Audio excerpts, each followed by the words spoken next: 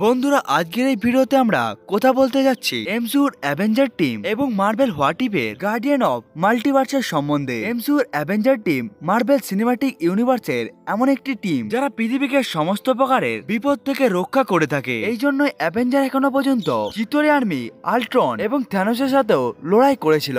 এবং এদের অপোজিটে রয়েছে মার্বেল হোয়াট ইফ সিরিজের গার্ডিয়ান অফ মাল্টিভার্স, এবং এটি সেই টিম ছিল যারা একসাথে এসে ইনফিনিটি আল্ট্রনকে হারিয়ে দিয়েছিল। সেই ইনফিনিটি আল্ট্রন যে পুরো মাল্টিভার্সের জন্যই বিপদ হয়ে গিয়েছিল। এই জন্যই বন্ধুরা আজকের এই ভিডিওতে আমরা সুপার হিরোর মধ্যেই ব্যাটেল করাবো, এবং এই দুটো টিমের ব্যাটেল কম্পারিজনকে দেখে আমরা এটাকে জানার চেষ্টা করব এই দুটি সুপার হিরো টিমের মধ্যে কোন টিমটি বেশি পরিমাণে শক্তিশালী। বন্ধুরা এই ভিডিওটা অনেকটাই বেশি পরিমাণে ইন্টারেস্টিং হবে, তাই ভিডিওটাকে শেষ পর্যন্ত দেখতে ভুলবেন না। বন্ধুরা ভিডিওটাকে শুরু করার আগে আমি আপনাদেরকে বলে দিই যে আপনারা যদি এই চ্যানেলে নতুন এসে থাকেন তাহলে চ্যানেলটিকে সাবস্ক্রাইব করবেন, এবং ভিডিওটা ভালো লাগলে লাইক করতেও ভুলবেন না। এদের ব্যাটেলকে শুরু করার আগে আমরা সব থেকে প্রথমে এদের টিম মেম্বারের সম্বন্ধে জেনে নিই, যেখানে সব থেকে প্রথমে কথা বলা যাক গার্ডিয়ান অফ মাল্টিভার্সের সম্বন্ধে। এই টিমের মেম্বার হলো সুপ্রিম স্ট্রেঞ্জ, পার্টি থর, ক্যাপ্টেন কার্টার, ব্ল্যাক উইডো, কিলমঙ্গার এবং তেচালা স্টার লর্ড। যেহেতু গার্ডিয়ান অফ মাল্টিভার্সের মধ্যে শুধুমাত্র 6টি মেম্বারই রয়েছে, এই জন্য আমরা এই দুটো সুপার হিরো টিমের কম্পারিজনকে আমরা দুই ভাবে করব, যার মধ্যে প্রথম ফেজের মধ্যে আমরা সাল 2012তে আসা অ্যাভেঞ্জারের সাথে এই টিমের লড়াই করাবো, এবং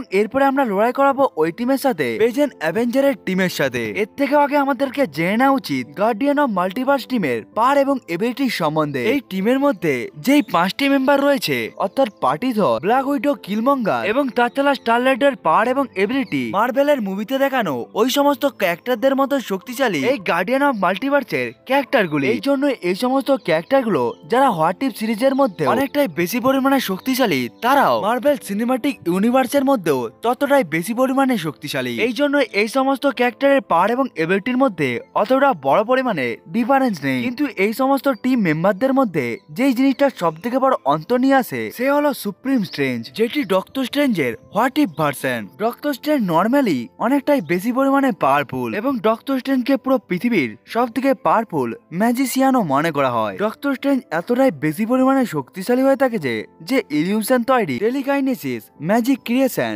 Astral projection, resurrection, force field creation এবং মেটালকেও ম্যানিপুলেট করতে পারে। এসব ছাড়াও সে ইন্টার ডাইমেনশন ট্রাভেল করতে পারে এবং উঠতেও পারে। কিন্তু এখানে আমরা কথা বলছি সুপ্রিম স্ট্রেঞ্জের সম্বন্ধে। সুপ্রিম স্ট্রেঞ্জ এতটাই বেশি পরিমাণে শক্তিশালী যে যার পাওয়ার লেভেল আমাদের চিন্তার থেকেও অনেকটাই বেশি। সুপ্রিম স্ট্রেঞ্জ লাইব্রেরি অফ ক্যাগলিসের মধ্যে ম্যাজিকের সমস্ত বইকেই পড়ে রেখে দিয়েছিল। এই জন্য স্ট্রেঞ্জ সুপ্রিমের কাছে বুক অফ ইশান্তি থেকে ডার্ক বুক পর্যন্ত সমস্ত বুকেরই নলেজ রয়েছে। এমনকি স্ট্রেঞ্জ সুপ্রিম ডার্ক ডাইমেনশনের সমস্ত প্রকার ক্রিয়েচারকে একেবারে অ্যাবজর্ব করে রেখে দিয়েছিল। এই জন্য যতগুলো পাওয়ার এবং এবিলিটি ওই সমস্ত মিস্টিক্যাল মনস্টারদের মধ্যে ছিল, তাদের সমস্ত পাওয়ার এবং এবিলিটি এখন এসে গিয়েছে সুপ্রিম স্ট্রেঞ্জের কাছে। এই কারণে স্ট্রেঞ্জ সুপ্রিম এতটাই বেশি পরিমাণে শক্তিশালী হয়ে গিয়েছে যে নিজের ইশারাতেই অতি সহজে একটি ইউনিভার্সকেই ধ্বংস করে দিতে পারে। এবার আসা যাক এদের মধ্যে ব্যাটেলের কাছে।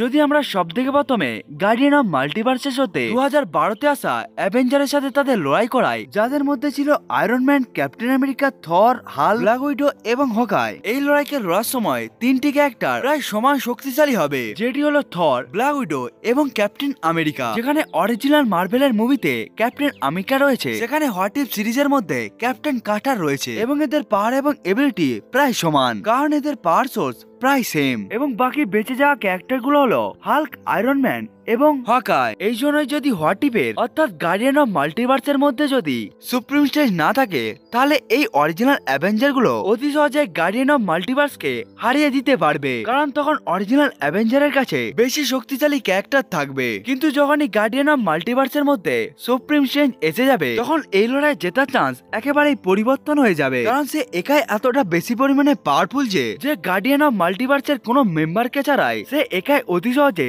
সমস্ত অরিজিনাল অ্যাভেঞ্জারকে হারিয়ে দিতে পারবে। এই জন্য original avenger versus guardian of মাল্টিভার্সের এই লড়াইকে গার্ডিয়ান অফ মাল্টিভার্সই জিতে যাবে। কিন্তু এর পরের ব্যাটেলটি একটু কঠিন হবে, কারণ এই লড়াইয়ের মধ্যে গার্ডিয়ান অফ মাল্টিভার্স লড়াই করবে অ্যাভেঞ্জার এন্ড গেমে দেখানো অ্যাভেঞ্জারদের সাথে। এই জন্য এই অ্যাভেঞ্জার টিমের মধ্যে হাল্ক এবং থর থাকার সাথে সাথে ডক্টর স্ট্রেঞ্জ, ক্যাপ্টেন মার্ভেল এবং স্কারলেট উইচও এই লড়াইয়ের মধ্যে থাকবে, এবং এই স্কারলেট উইচ কেওস ম্যাজিক ম্যাজিককেও ব্যবহার করতে জানে। এবং লড়াইটা যদি এমন হয় এবং অ্যাভেঞ্জার এন্ড গেম টিমের সাথে যদি গার্ডিয়ান অফ মাল্টিভার্সের লড়াই হয়, তখন ওই লড়াইয়ের মধ্যে সেটাই হবে, যদি ওই লড়াইয়ের মধ্যে সুপ্রিম স্ট্রেঞ্জ না থাকে, তাহলে এন্ড গেমের এই অ্যাভেঞ্জার গুলো অতি সহজেই গার্ডিয়ান অফ মাল্টিভার্সের ক্যারেক্টার গুলোকে অতি সহজেই মেরে দিবে। কিন্তু এরপরে যদি আমরা আবার গার্ডিয়ান অফ মাল্টিভার্সের মধ্যে সুপ্রিম স্ট্রেঞ্জকে ঢুকিয়ে দিই, তখন পুরো অ্যাভেঞ্জারের জন্য গার্ডিয়ান অফ মাল্টিভার্সকে আনো অনেকটাই কঠিন কাজ হয়ে যাবে। কারণ সুপ্রিম স্ট্রেঞ্জ অতি সহজেই এই সমস্ত অ্যাভেঞ্জার গুলোকে অ্যাবজর্ব করে নিবে এবং মেরেও দিতে পারবে। কিন্তু যে কয়েকটি ক্যারেক্টার সুপ্রিম স্ট্রেঞ্জের হাত থেকে